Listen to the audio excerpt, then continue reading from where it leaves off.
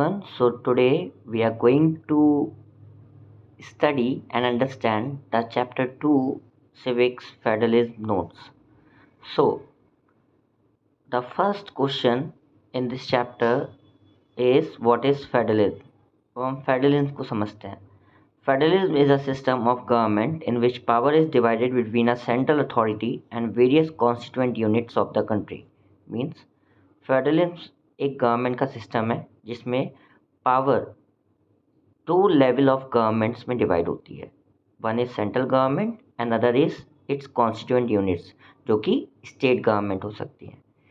A federation has two level of government. एक federation में दो लेवल ऑफ गवर्नमेंट होती हैं जैसा कि मैंने आपको बताया. One is central government, second one is state government.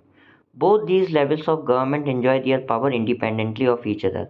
और ये दोनों लेवल चाहे वो सेंट्रल गवर्नमेंट हो या स्टेट गवर्नमेंट हो, ये अपनी पावर्स इंडिपेंडेंट मतलब आत्मनिर्भर होके एक्सरसाइज कर सकती है. किसी भी लेवल ऑफ गवर्नमेंट पे कोई दबाव नहीं होता है क्योंकि इंडिपेंडेंट पावर्स हैं इनके पास.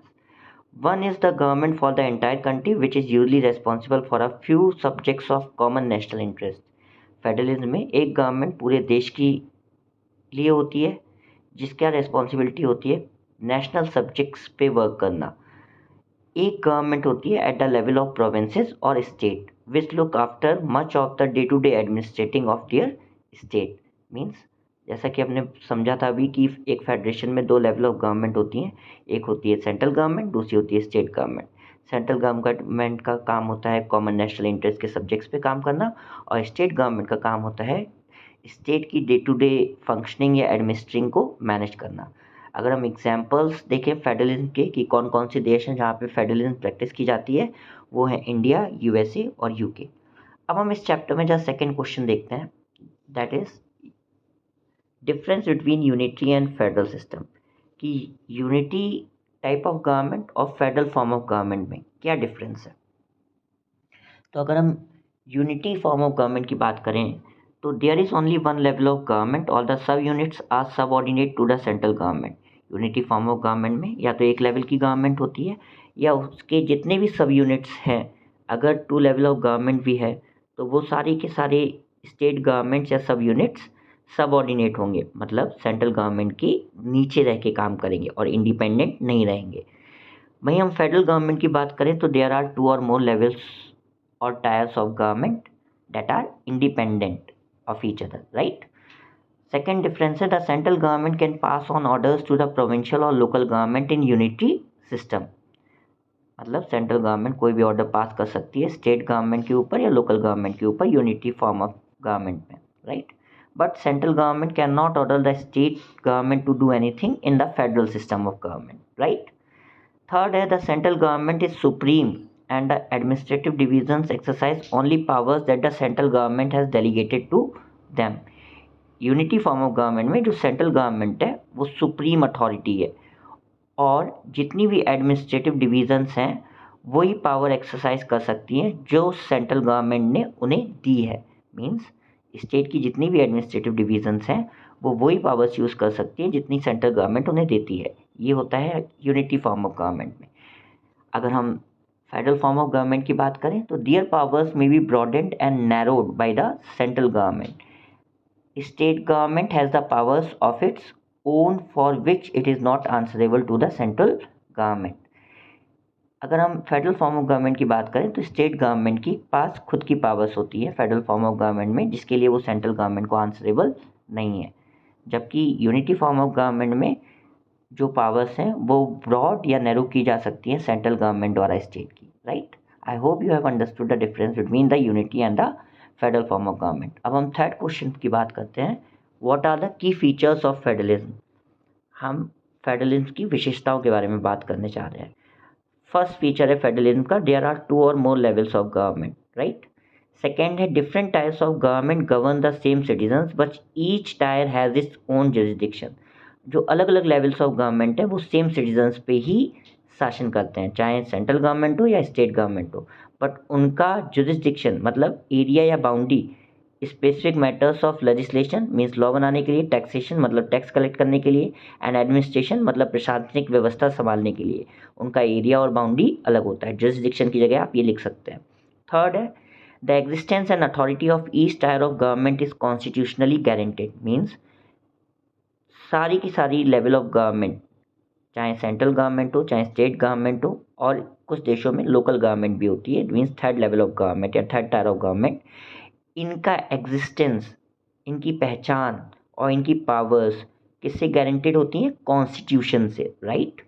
फोर्थ है the fundamental provision of the constitution can not be unilaterally changed by one level of government, such changes requires the consent of both level of government. Means जो फंडामेंटल प्रोविजंस हैं किस संविधान के, federal government में कोई भी एक level of government अपनी पावर से या अपने दम से अकेले चेंज नहीं कर सकती है। ऐसे अगर कॉन्स्टिट्यूशन में कोई भी फंडामेंटल चेंजेस या प्रोविजंस में बदलाव करना है तो दोनों लेवल ऑफ गवर्नमेंट की परमिशन ज़रूरी है, राइट। फिफ्थ है courts have the power to interpret the constitution and the power of the different levels of government. Courts के पास पूरा अधिकार है कि वो कॉन्स्टिट्यूशन को इंटरप्रेट करें, मीन्स कॉन्स्टिट्यूशन को अमेंड कर सकते हैं, चेंज कर सकते हैं, और पावर्स को चेंज कर सकते हैं जो कि डिफरेंट लेवल्स ऑफ गवर्नमेंट के पास हैं by the constitution, right. Sixth है source of revenue for each level of government are clearly specified to ensure its financial autonomy. सारी लेवल ऑफ गवर्नमेंट जो कि फेडरलिज्म में होती हैं उनको रेवेन्यू कहाँ से आएगा, मीन्स उन्हें टैक्सेस कहाँ कहाँ से मिलेंगे, ये भी क्लियरली मेंशन्ड होता है, जिससे कि फाइनेंशियल इंडिपेंडेंस बना रहे हर एक लेवल ऑफ गवर्नमेंट का। लास्ट फीचर है the federal system has dual objective. हर एक फेडरल फॉर्म ऑफ गवर्नमेंट के दो ऑब्जेक्टिव्स होते हैं। पहला objective to safeguard and promote the unity of the country, एक कंट्री की एकता को सुरक्षा करना और उसे प्रमोट करना, ठीक है, बढ़ावा देना। सेकेंड है टू एकोमोडेट रीजनल डाइवर्सिटी, जितनी भी रीजनल डाइवर्सिटी है, जितनी भी एक क्षेत्र में विभिन्नता है उसे भी बनाए रखना। ये ऑब्जेक्टिव्स होते हैं एक फेडरल फॉर्म ऑफ गवर्नमेंट के। आई होप आपको सातों features federal form of government के समझ में आए होंगे। नेक्स्ट है इस चैप्टर में topic different routes through which federations can be formed. ऐसे क्या क्या रूट्स हैं जिससे कि फेडरेशंस बनाई जा सकती हैं। Two aspects are crucial for the institutions and practice of federalism. दो चीज़ें बहुत ज़रूरी हैं फेडरलिज्म के इंस्टीट्यूशंस और उसकी प्रैक्टिस के लिए। पहला है mutual trust between the government of different levels, and दूसरा है agreement to live together. Means जितनी भी लेवल्स ऑफ गवर्नमेंट हो उनको एक दूसरे के ऊपर विश्वास होना चाहिए और वो एग्री होनी चाहिए एक साथ रहने के लिए। There are two kinds of routes through which federations have been formed. दो तरीके हैं जिससे कि फेडरेशंस बनाई जा सकती हैं। पहला रास्ता क्या है, the first route involves independent states coming together on their own to form a bigger unit. जब इंडिपेंडेंट स्टेट्स जो अलग अलग हैं वो एक साथ मिलकर आते हैं एक बड़ा यूनिट बनाने के लिए, this kind of coming together federation is formed in USA, Switzerland and Australia. तो इस फेडरेशन को हम कमिंग टुगेदर फेडरेशन कहते हैं, जो कि यूएसए में है, स्विट्जरलैंड में है और ऑस्ट्रेलिया में है। सेकेंड जो रूट है जिससे कि फेडरेशन बनाई जा सकती है वो है होल्डिंग टुगेदर फेडरेशन। इसमें क्या होता है, इसमें एक लार्ज कंट्री डिसाइड करती है to divide its power between the state and the national government, like India, Spain और बेल्जियम। इन तीनों देशों में होल्डिंग टुगेदर फेडरेशन है, जिसमें एक बड़ा देश है लाइक इंडिया जो अपनी पावर्स सेंट्रल गवर्नमेंट या नेशनल गवर्नमेंट से डिवाइड करता है अलग अलग स्टेट्स में। लाइक इंडिया की नेशनल गवर्नमेंट या सेंट्रल गवर्नमेंट ने अपनी पावर्स डिवाइड की हैं with 28 of his state that are at present and 8 of its union territories as well, right? Next है topic what makes India federal country. India को federal country क्या बनाता है। All the features of federal system apply to the provisions of the Indian constitution. सारे के सारे जो features हैं फेडरल सिस्टम के वो प्रोविजंस हैं ऑफ द इंडियन कॉन्स्टिट्यूशन के। The Indian constitution is a three fold distribution of legislative powers between the union government and the state government. जो इंडियन कॉन्स्टिट्यूशन है उसकी थ्री फोल्ड डिस्ट्रीब्यूशन है legislative powers के, जो कि divided है between the union government and the state government.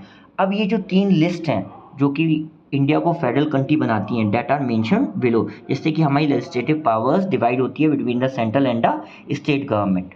First है union list. Union list में it includes top subjects of national importance such as defence of the country, foreign affairs, banking, communication and currency. Union list में वो सारे topics आते हैं जो national importance के हो, और इस पे सारे के सारे लॉज कौन बनाता है? सिर्फ सेंट्रल गवर्नमेंट या national government. The union government alone can make laws relating to the subjects mention in this list.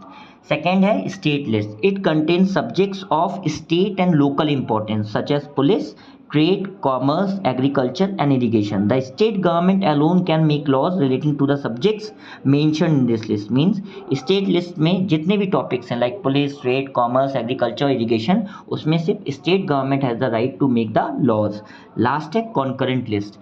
It includes subjects of common interest to both union government as well as state government. कुछ topics ऐसे होते हैं हमारी country में जो दोनों level of government के interest के होते हैं, सेंट्रल गवर्नमेंट के इंटरेस्ट के भी होते हैं और स्टेट गवर्नमेंट के इंटरेस्ट के भी होते हैं। इसमें जो टॉपिक्स आते हैं वो हैं education, forest, trade unions, marriage, adoption and succession. In topics पे both union as well as the state government can make the laws, and अगर कोई कॉन्फ्लिक्ट होता है डिसीजन लेने में तो हमेशा यूनियन गवर्नमेंट के लॉज ही कंसिडर किए जाएंगे, क्योंकि टॉप लेवल ऑफ गवर्नमेंट क्या है हमारे देश में? सेंट्रल गवर्नमेंट और यूनियन गवर्नमेंट।